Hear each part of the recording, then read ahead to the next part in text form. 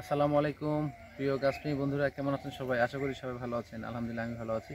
দেশ এবং দেশের বাইরে থেকে যারা আমার এই ভিডিওটি দেখছেন সবাইকে স্বাগত জানাচ্ছি।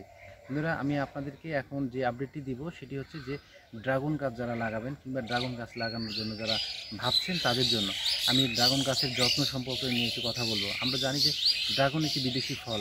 ভিয়েতনামে সাধারণত ড্রাগন প্রচুর পরিমাণে উৎপাদন হয়। ভিয়েতনাম হয়, চায়না হয়, থাইল্যান্ডে হয়, এরকম জাপানে হয়। বিভিন্ন দেশে এই ড্রাগন ফলটি ব্যাপক জনপ্রিয় এবং অনেক উচ্চ মূল্যের একটি ফল।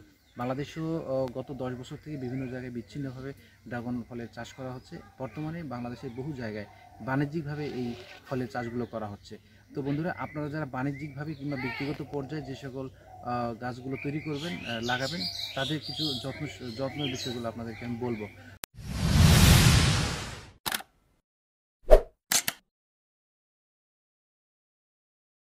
তো ড্রাগন গাছের জন্য আপনার যে প্রথমে যেটি করতে হবে, যখন আপনি ড্রাগন গাছ লাগাবেন তখন আপনাদেরকে এরকম পিলার তৈরি করতে হবে। তো পিলারের দৈর্ঘ্যটা হবে 8 ফিট, 3 ফিট মাটির নিচে থাকবে এবং 5 ফিট মাটির উপরে থাকবে। এটি লাগানোর পরে আপনাকে প্রচুর পরিমাণে জৈব সার দিতে হবে। আমি যখন গাছগুলো লাগিয়েছিলাম, এই যে গাছটি দেখতে পাচ্ছেন, এই গাছটির বয়স 5 মাস, অথচ এই গাছে কিন্তু মানে গ্রোথটা দেখুন কী চমৎকার। তো এর কারণ হচ্ছে যে আমি প্রচুর পরিমাণে জৈব সার দিয়েছিলাম। এবং আরেকটি খুবই গুরুত্বপূর্ণ বিষয় হচ্ছে, যখন আপনি গাছগুলো যখন লাগাবেন তখন 4টা পিলারে 4টা লাগাবেন। অনেকে 5টাও লাগায়, তো 4টা লাগানো উত্তম। চারপাশে 4টা, এখানে একটা, এখানে একটা, ওই পাশে একটা, এই পাশে একটা, চারপাশে 4টা গাছ। এবং আপনাকে যেটি করতে হবে, এটা অবশ্যই করবেন, কারণ হচ্ছে যে যখন গাছগুলো বড় হবে তখন আপনার এই যে অপ্রয়োজনীয় যে ইয়াগুলো, এই যেখানে দেখুন একটা নতুন করে একটা ড্রাগনের অংশ বের হয়েছে গাছের, হ্যাঁ, এটাকে অবশ্যই আপনাকে কেটে দিতে হবে। যদি কেটে বা ছেটে না দেন তাহলে এই গাছের গ্রোথটা কিন্তু ভালো হবে না। আপনার প্রচুর পরিমাণে হবে তখন কেটে দেবেন। তো আমি বন্ধুরা, আমি আপনাদেরকে এই গাছের অপ্রয়োজনীয় ডালগুলো কীভাবে আমরা কাটবো সেটা একটি আমরা দেখব। তো এই যে বাজারে এরকম নাইফ পাওয়া যায় আপনার কাটার জন্য, এটা ব্যবহার করবেন।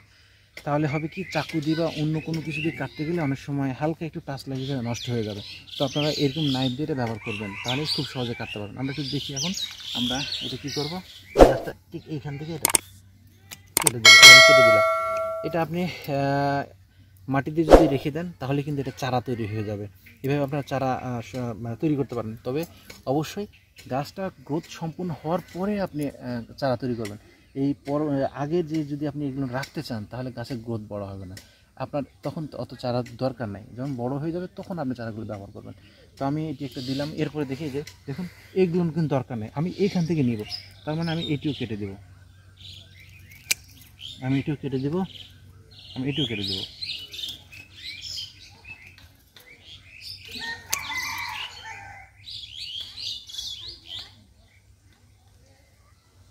এটিও কেটে দেব।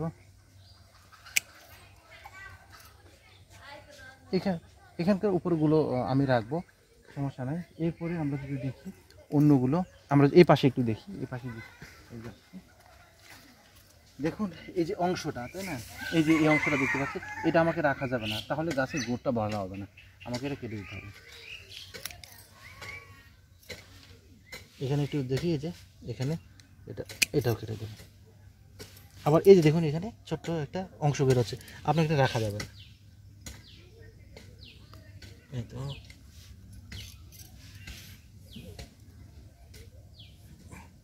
এগুলো রেখে দিলেও কিন্তু চারা তৈরি হয়ে যাবে। তো আমরা যদি অন্যান্যগুলো গাছও দেখি, এদিকে যদি একটু দেখি, এই পাশে বিভিন্ন জায়গায় রয়েছে, এ পাশে একটু আসি, এ পাশে দেখি, এদিকে আসো, এদিকে যদি একটু দেখি তাহলে আমরা দেখতে পাবো যেখানে যেখানে আছে আপনার সেখানে সেখানে কেটে দিতে হবে।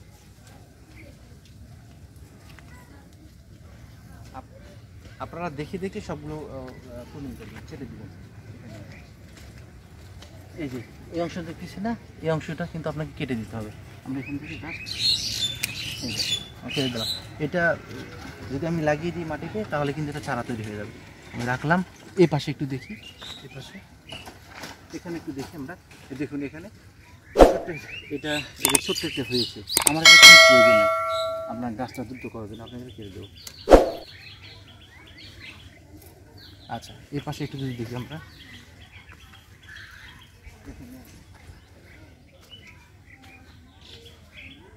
এই যে এখানে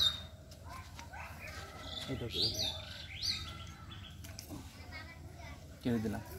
আচ্ছা এই পাশে দেখি যেখানে উপরে আছে এই হয়েছে না, এটাও আপনাদেরকে কেটে দিতে হবে।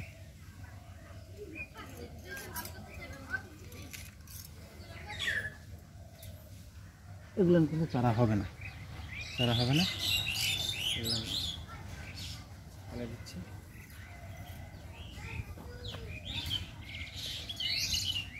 আচ্ছা এই যেখানে এখানে আছে এটা আছে। আচ্ছা বন্ধুরা আপনাদেরকে একটু আরেকটু বিষয়ে একটু বলি আপনাদেরকে। দেখুন এই গাছটা কিন্তু বাঁকা হয়েছে, এই গাছটা কিন্তু বাঁকা হয়েছে, তাই না? এটা সোজা হওয়ার কথা ছিল, কারণ এটা সঠিক সময়ে এই সুতো বা কোনো কিছু না বাঁধার কারণে এটা কিন্তু মানে এটা সোজা হয় না। এই কারণে এটা খুবই গুরুত্বপূর্ণ। আপনারা হচ্ছে একেবারে মাথা নেওয়া পর্যন্ত আপনার নিচ থেকে কেটে দিবেন, মানে আপনারা সুতোতে বেঁধে দেবেন। তাহলে হবে কি গাছগুলো হবে আপনার সোজা হবে, এবং এই যে ইয়াগুলো আছে শেকড়গুলো আছে শেকড়গুলো সুন্দরভাবে আঁকড়ে ধরবে, তাহলে গাছের গ্রোথটাও ভালো হবে, সোজা হবে, এবং হচ্ছে যে গাছের শিকড়গুলো এই পিলারের সাথে যুক্ত থাকবে। এটা খুব ইম্পর্টেন্ট। তো বন্ধুরা মোটামুটি আপনাদের একটু তথ্য দেওয়ার চেষ্টা করলাম যে ড্রাগন গাছের অপ্রয়োজনীয় যে ডালগুলো তৈরি হবে সেগুলো ছাঁটাই করার জন্য। আশা করি ভিডিওটি আপনাদের উপকারে আসবে। আমি সবসময় আমার প্রয়োজনীয় আমার যে সংগ্রহের ফলের গাছগুলো রয়েছে সেগুলো আমি আপডেট দিয়ে থাকি ভিডিওগুলো। তো আপনারা যারা আমার এই আপডেটগুলো দেখেন তাদের প্রতি আমার কৃতজ্ঞতা রইল। যদি কোনো ভিডিও সংক্রান্ত কোনো পরামর্শ থেকে থাকে অবশ্যই আমাকে পরামর্শ দেবেন, আমি সেই পরামর্শ অনুযায়ী আমি পরবর্তী ভিডিওগুলো তৈরি করব। আর আপনাদের প্রতি অনুরোধ আপনারা অবশ্যই আমার চ্যানেলটি সাবস্ক্রাইব করবেন, তাহলে আমি যখনই ভিডিও দেবো সাথে সাথে আপনার ভিডিও পেয়ে যাবেন। বন্ধুরা ভালো থাকবেন, সুস্থ থাকবেন।